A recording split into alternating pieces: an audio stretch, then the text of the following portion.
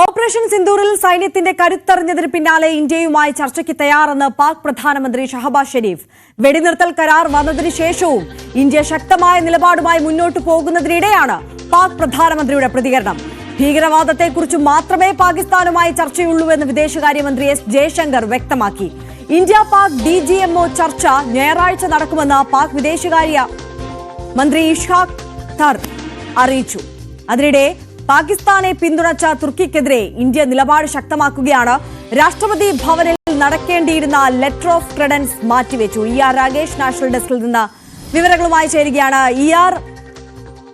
തോക്കെടുത്ത് തോറ്റുപോയ പാകിസ്ഥാന് വഴങ്ങുകയല്ലാതെ മറ്റ് നിർവാഹമൊന്നുമില്ലല്ലോ, അതാണല്ലോ സാഹചര്യം. പക്ഷേ ഈ ഭീകരവാദത്തിന്റെ അടിവേര് അറത്തേ ഇനി മാറുകയുള്ളൂ, പാകിസ്ഥാനുമായി ഒരു സന്ധിയുള്ളൂ എന്ന് തീരുമാനിച്ചിരിക്കുകയാണ്. ആ നിലപാടിൽ കട്ടായം നിൽക്കുകയാണ് ഇന്ത്യ. അങ്ങനെയെങ്കിൽ പാകിസ്ഥാന്റെ ഈ ഒരു ആശയത്തോട്, സമാധാന ചർച്ച എന്ന ആശയത്തോട് എങ്ങനെ പ്രതികരിക്കും ഇന്ത്യ?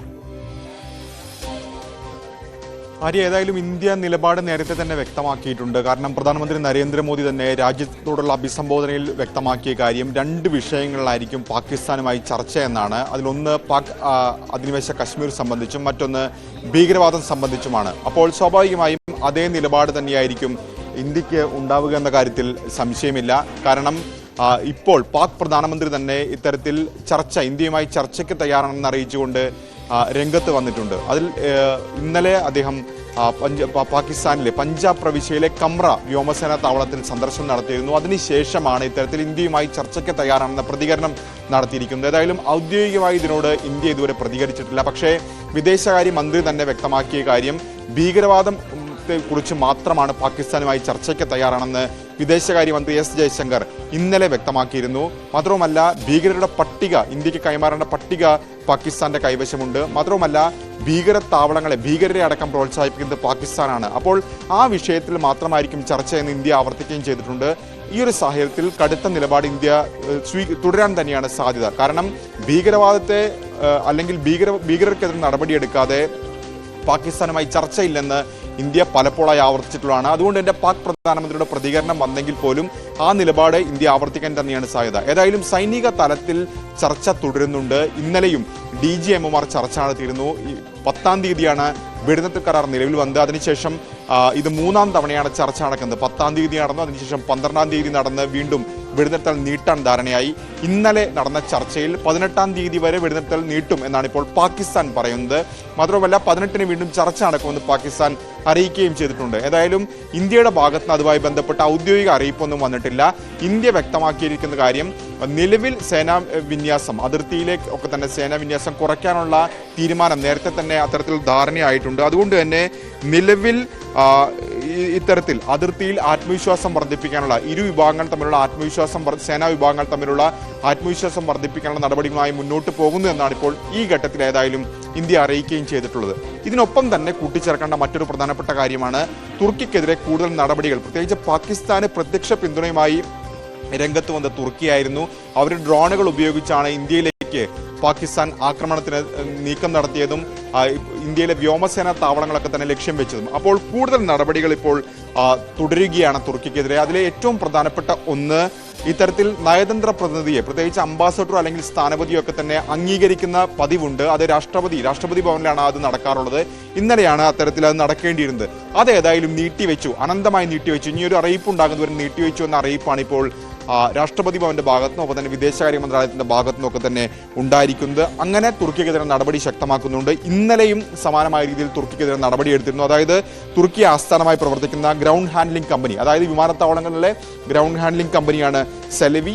അവർക്ക് സർവീസ് ഇന്ത്യയിലെ വിമാനത്താവളങ്ങളിൽ വിലക്ക് ഏർപ്പെടുത്തിക്കൊണ്ട് നടപടി ഇന്നലെ വ്യോമയാന മന്ത്രാലയത്തിന്റെ ഭാഗത്തുനിന്നുണ്ടായിരുന്നു. അതിന് പിന്നാലെയാണ് ഇപ്പോൾ സ്ഥാനപതിയെ അംഗീകരിക്കുന്ന ചടങ്ങ് കൂടി നീട്ടിവെച്ച ഒരു തീരുമാനത്തിലേക്ക് ഇന്ത്യയുടെ ഭാഗത്തുനിന്നുണ്ടായിട്ടുള്ളത്. അതായത് പാകിസ്ഥാനെതിരെ മാത്രമല്ല, പാകിസ്ഥാനെ പിന്തുണയ്ക്കുന്ന രാജ്യങ്ങൾക്കെതിരെ കൂടി ശക്തമായ നിലപാട് സ്വീകരിക്കുകയാണ് ഈ ഘട്ടത്തിൽ ഇന്ത്യ. അതെ, ഇന്ത്യയുടെ തിരിച്ചടിയുടെ ചൂട് അറിയുകയാണ് തുർക്കിയും എന്നുള്ളതാണ്. തുടരുക. മറ്റൊരു വാർത്ത കൂടിയുണ്ട്. കേണൽ സോഫിയ ഖുറേഷിക്കെതിരായ വിദ്വേഷ പരാമർശം, അതിൽ മധ്യപ്രദേശ് മന്ത്രി വിജയ് ഷായുടെ രാജി BJP ആവശ്യപ്പെടില്ല എന്നുള്ളതാണല്ലോ. കോടതി തീരുമാനം അനുസരിക്കുമെന്ന നിലപാടാണ് മുഖ്യമന്ത്രി മോഹൻ യാദവ് അടക്കമുള്ള നേതാക്കൾക്ക്. അതേസമയം വിംഗ് കമാൻഡർ വ്യോമിക സിംഗിനെതിരായ ജാതീയ പരാമർശത്തിൽ സമാജ്വാദി പാർട്ടി നേതാവ് രാം ഗോപാൽ യാദവിനെതിരെ വിമർശനം ശക്തമാകുന്ന ഒരു സാഹചര്യം കൂടി. അതിൽ ആദ്യം ഈ സോഫിയ ഖുറേഷിക്കെതിരായ പരാമർശവുമായി ബന്ധപ്പെട്ട വാർത്തയിലേക്ക് വന്നാൽ, ഇയാറ് സുപ്രീം കോടതിയും ഹൈക്കോടതിയും ഒക്കെ രൂക്ഷമായ വിമർശനം ഈ മന്ത്രിക്കെതിരെ ഉന്നയിച്ചതാണ്. എന്നിട്ടും സംരക്ഷിക്കാം എന്നുള്ളൊരു നിലപാടിലേക്ക് സംസ്ഥാന BJP എത്താനുണ്ടായ സാഹചര്യം എന്താണ്? ഏതായാലും വിജയ് ഷായെ BJP കൈവിടുന്നില്ല. ഇന്നലെ ചില സൂചനകളുണ്ടായിരുന്നു, ഒരുപക്ഷെ മന്ത്രിസ്ഥാനത്ത് നിന്ന് മാറ്റിയേക്കുമെന്നൊക്കെ സൂചനയുണ്ടായിരുന്നു. കാരണം ഓപ്പറേഷൻ സിന്ദൂർ വലിയ നേട്ടമായി കേന്ദ്ര സർക്കാരും BJPയും ഒക്കെ അവതരിപ്പിക്കുന്ന ഘട്ടത്തിൽ അവരെ പ്രതിരോധത്തിലാക്കുന്ന ഒരു പരാമർശമാണ് വിജയ് ഷായുടെ ഭാഗത്തു നിന്നുണ്ടായത്. പക്ഷെ അങ്ങനെയല്ല ഇപ്പോൾ കാര്യങ്ങൾ. ഇന്നലെ നിർണായക യോഗം ഭോപ്പാലിൽ ചേർന്നിരുന്നു. മുഖ്യമന്ത്രി അതിൽ പങ്കെടുത്തിരുന്നു. സംസ്ഥാന BJP അധ്യക്ഷൻ VD ശർമ്മ അടക്കമുള്ള നേതാക്കൾ ഈ യോഗത്തിൽ പങ്കെടുത്തിരുന്നു. ഈ യോഗം കൈക്കൊണ്ടിരിക്കുന്ന തീരുമാനം ഹൈക്കോടതി ഈ വിഷയത്തിൽ ഇതിനോടകം തന്നെ ഇടപെട്ടിട്ടുണ്ട്. മാത്രവുമല്ല വിജയ് ഷാ സുപ്രീം കോടതിയെ സമീപിച്ചിട്ടുണ്ട്. അപ്പോൾ കോടതിയുടെ ഭാഗത്ത് നിന്ന് ഏതെങ്കിലും തരത്തിലുള്ള പരാമർശം ഉണ്ടായാൽ മതി രാജി എന്ന നിലപാടിലേക്ക് ഇപ്പോൾ BJP എത്തിച്ചേരുകയാണ്. FIR ഇടാൻ നിർദ്ദേശിച്ചത് ഹൈക്കോടതിയാണ്. ഹൈക്കോടതി പക്ഷേ ഒരു ഘട്ടത്തിൽ പോലും രാജിവെക്കണമെന്ന് പറഞ്ഞിട്ടില്ല. അതുകൊണ്ട് തന്നെ രാജിവെക്കേണ്ടതില്ല. മാത്രവുമല്ല കോൺഗ്രസ് അടക്കമുള്ള പാർട്ടികൾ ആദ്യഘട്ടം മുതൽ മന്ത്രിയോട് രാജി ആവശ്യപ്പെടുന്നതാണ്.